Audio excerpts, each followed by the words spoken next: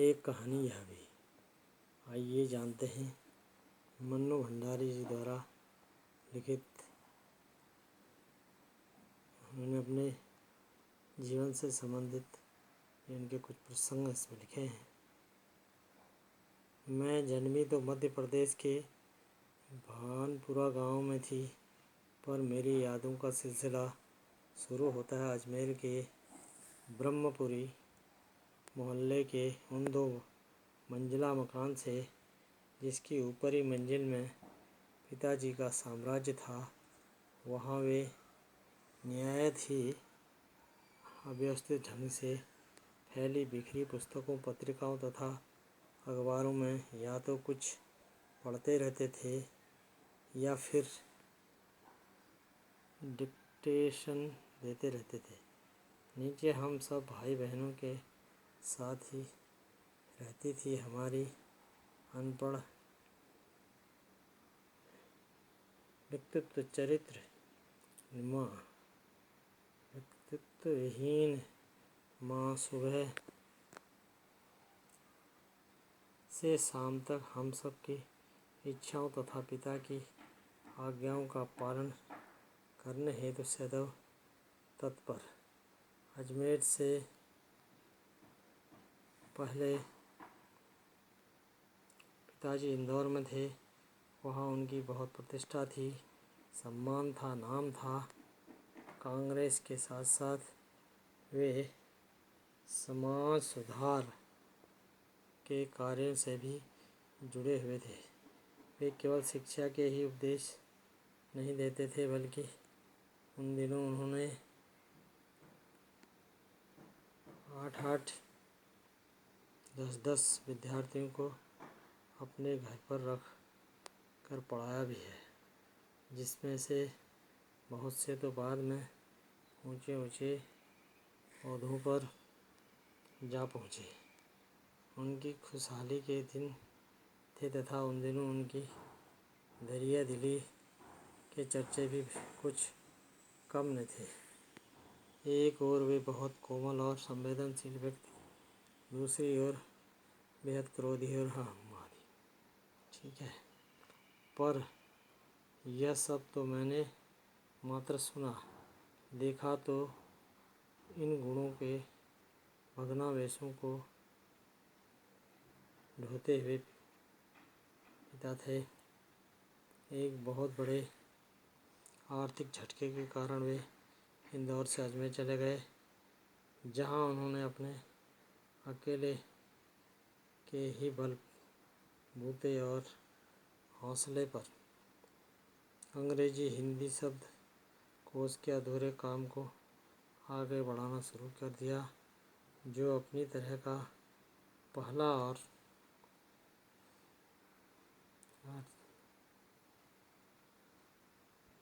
अकेला शब्द आर्थिक जिससे उनके व्यक्तित्व के सभी सकारात्मक पहलुओं को निचोड़ना भी शुरू कर दिया।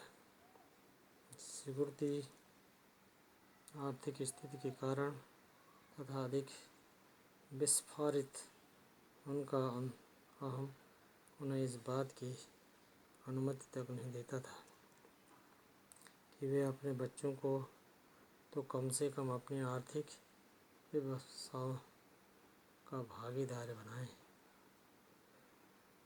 नवाबी आदतें अधूरी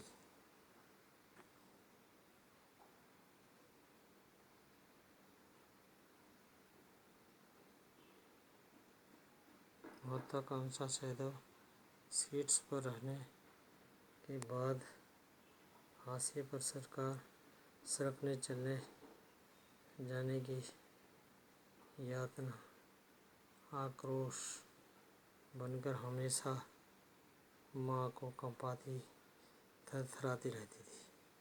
अपनों के हाथों विश्वासघात की जाने वाली कैसी गहरी चोटें लगी होंगी,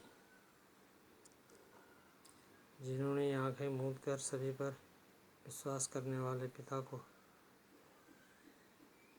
बाद के दिनों में इतना आर्थिक शक्की बना दिया था कि जब तब हम लोग भी उनकी चपेट में आते ही रहते।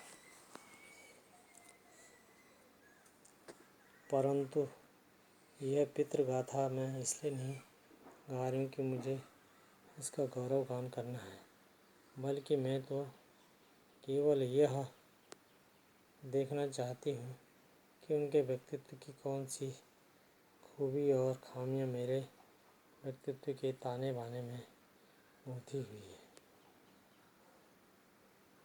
या फिर अनचाहे अनजाने किस किए उनके व्यवहार से मेरे भीतर कैसी ग्रंथियों को जन्म दे दिया। मैं काली हूँ। बचपन में बहुत दुबली तथा मरियल भी थी। गोरा रंग पिताजी की बड़ी कमजोरी थी। सो बचपन में मुझसे 2 वर्ष बड़ी खूब गोरी, स्वस्थ और हंसमुख बहन सुशीला से हर बात में तुलना तथा फिर उसकी प्रशंसा ने ही मेरे भीतर ऐसे गहरे हीन भाव की ग्रंथि पैदा कर दी और नाम, सम्मान तथा प्रतिष्ठा पाने के बावजूद मैं आज तक उनसे उभर नहीं पाई। आज भी जब कोई परिचय करवाते समय कुछ विशेषता लगा करके मेरी लेखीय उपलब्धि का जिक्र करने लगता है तो मैं संकोच के मारे सिमट ही नहीं जाती, बल्कि गड़ने को हो जाती हूँ। शायद अचेतन की किसी वर्त के नीचे दबी इसी हीन भावना के चलते ही मैं अपनी किसी भी उपलब्धि पर जल्दी से विश्वास नहीं कर पाती। सब कुछ मुझे तुक्का ही लगता है। अपने पिता जी के जिस शक्की स्वभाव पर मैं कभी भन-भना जाती थी, आज सहसा अपने खंडित विश्वासों की व्यथा के नीचे मुझे उनके शक्की स्वभाव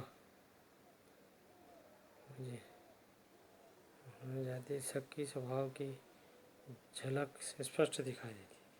अपनों के ही हाथों विश्वासघात की गहरी व्यथा से उपज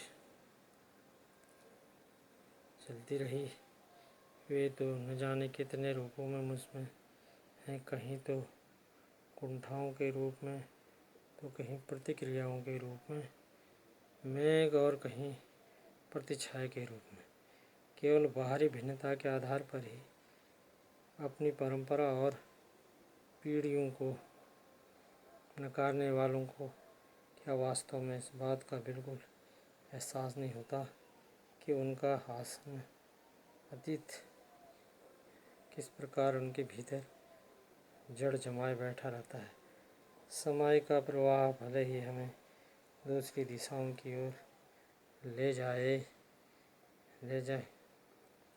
स्थितियों का अत्यधिक दबाव भले ही हमारे रूप को बदल दे, हमें पूर्ण रूप से उससे मुक्त तो कर ही नहीं सकता।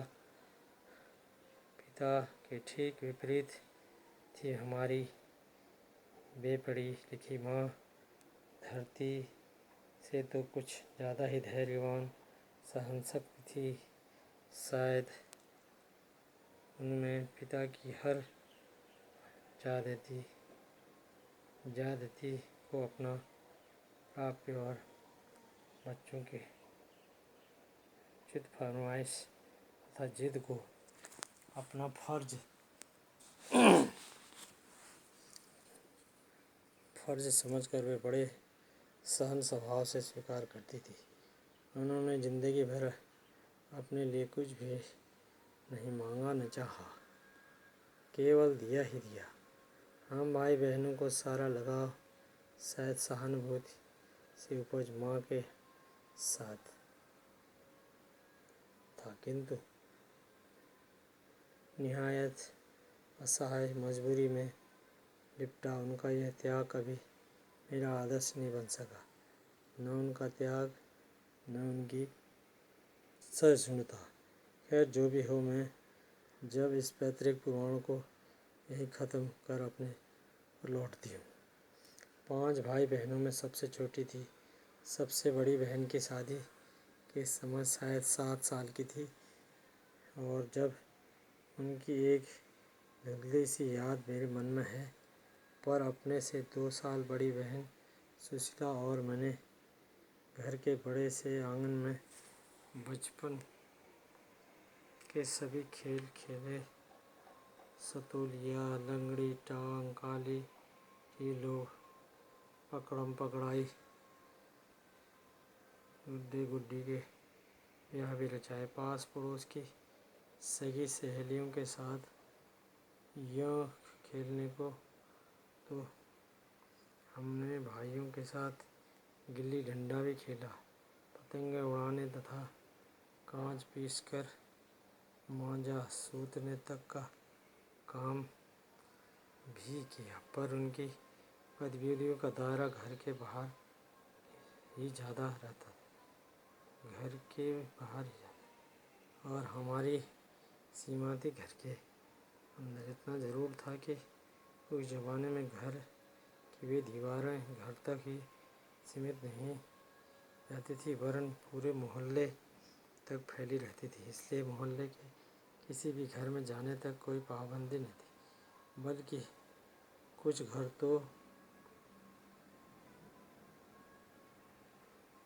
जीने के इस आधुनिक दबाव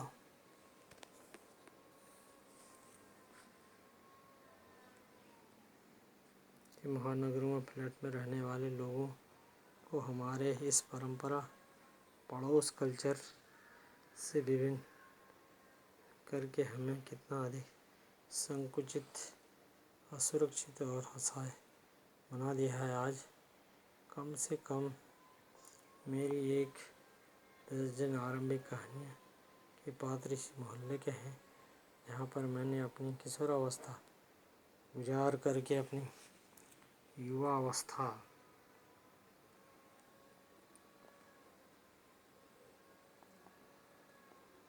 की शुरुआत की थी। 1-2 को छोड़कर उनमें से बाकी कोई भी पात्र मेरे परिवार से नहीं है। बस इनको तो मुझे ये कहानियाँ लिखते समय हुआ। इतने वर्षों के अंतराल से भी इनकी भावभंगिता भाषा किसी और समय के दा साहब अपने व्यक्तित्व की अभिव्यक्ति के लिए थोड़ी सी अनुकूल परिस्थितियाँ पाते हैं।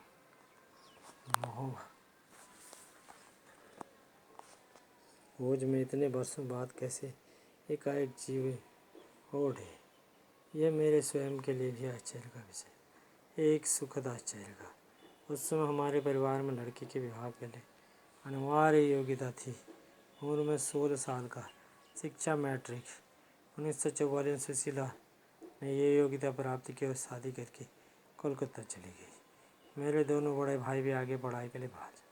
भाई बहनों की छत्र छाया के परे हटने से पहली बार मुझे नए सिरे से अपने वजूद का एहसास हुआ। पिताजी का ध्यान भी पहली बार मुझे पर केंद्रित हुआ। लड़कियों को जिस उम्र में स्कूली शिक्षा के साथ सुगढ़ गृहिणी और कुशल पाक शास्त्री बनाने के लिए नुस्खे लाए जाते थे, पिताजी का यह आग्रह रहता था कि मैं रसोई में से दूर रहूं। रसोई को ये भटियार खाना कहते थे। इनके हिसाब से वहाँ रहना अपनी क्षमता प्रतिभा को भट्टी में झोंकना। घर में आए दिन अनेक राजनीतिक पार्टियाँ जमावड़े होते थे, उनके बीच जमकर बहसें होती थी। बस करना पिताजी का प्रिय सकल था। चाय पानी अथवा नाश्ता देने जाती तो पिताजी मुझे भी वहीं बैठने को कहते। वह यही चाहते थे कि मैं भी वहीं बैठूं, सुनूं, जानूं कि देश के चारों ओर क्या कुछ हो रहा है। देश में हो भी कितना कुछ रहा था। 1942 के आंदोलन के बाद में तो सारा देश जैसे खौल सा गया था, किंतु विभिन्न राजनीतिक पार्टियों नीतियों ने आपसी विरोध का मतभेदों से मुझे दूर दूर तक कोई समझ न थी। हाँ, क्रांतिकारियों तथा देशभक्त शहीदों के रोमांचित आकर्षण, उनकी कुर्बानियों से जरूर मन आक्रांत रहता था।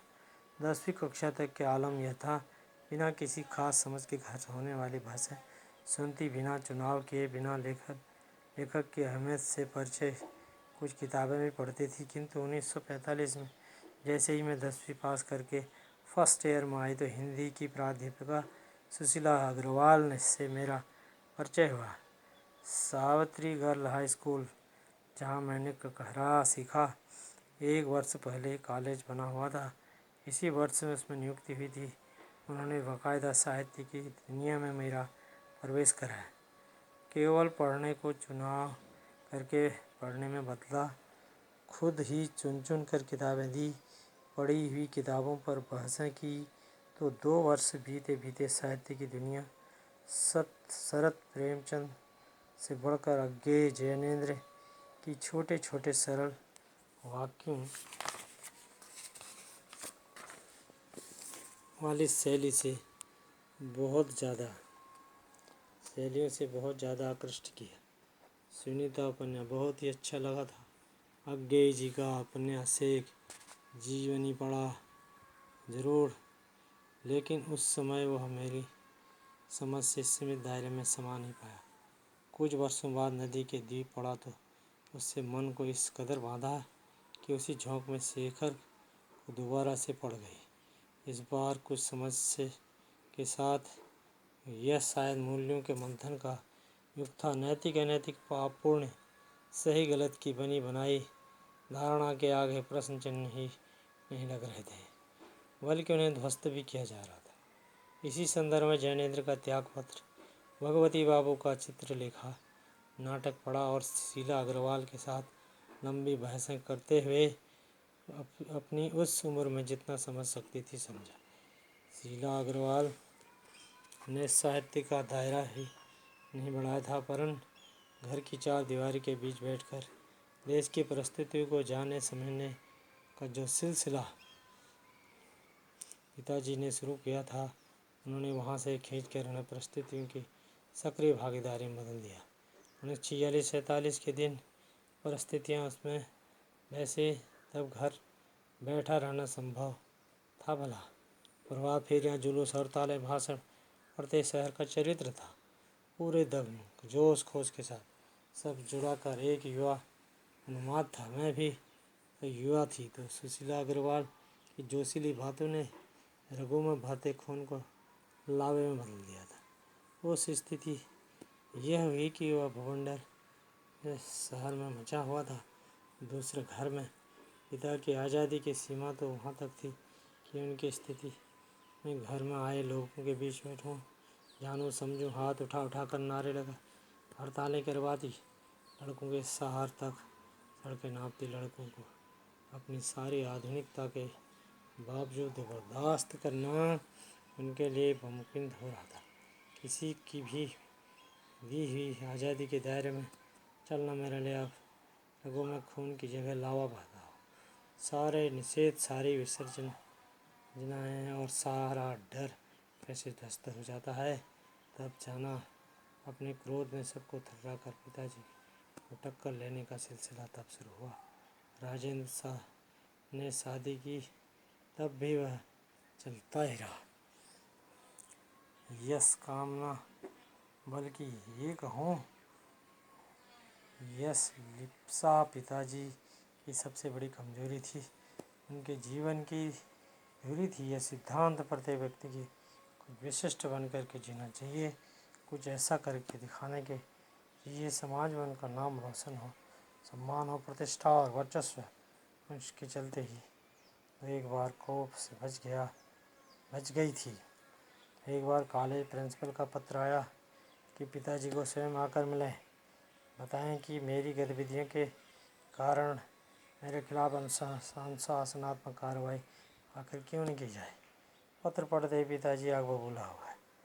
उन्होंने मेरे खिलाफ अनुशासनात्मक कार्रवाई की, मुझे कहीं का नहीं छोड़ेगी। अब चला पढ़ा, इस जाकर से 4 बच्चे पहले भी पढ़े किसी ने इस प्रकार से इस पाठ को पूरा स्वाध्याय कर लेंगे ये बच्चे, और इससे संबंधित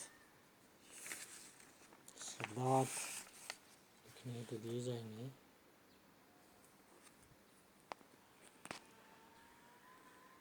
सारे कॉलेज की लड़कियों पर इतना ज़्यादा रौब है, मेरा सारा कॉलेज तो में 3 लड़कियों सारे पर हो रहा।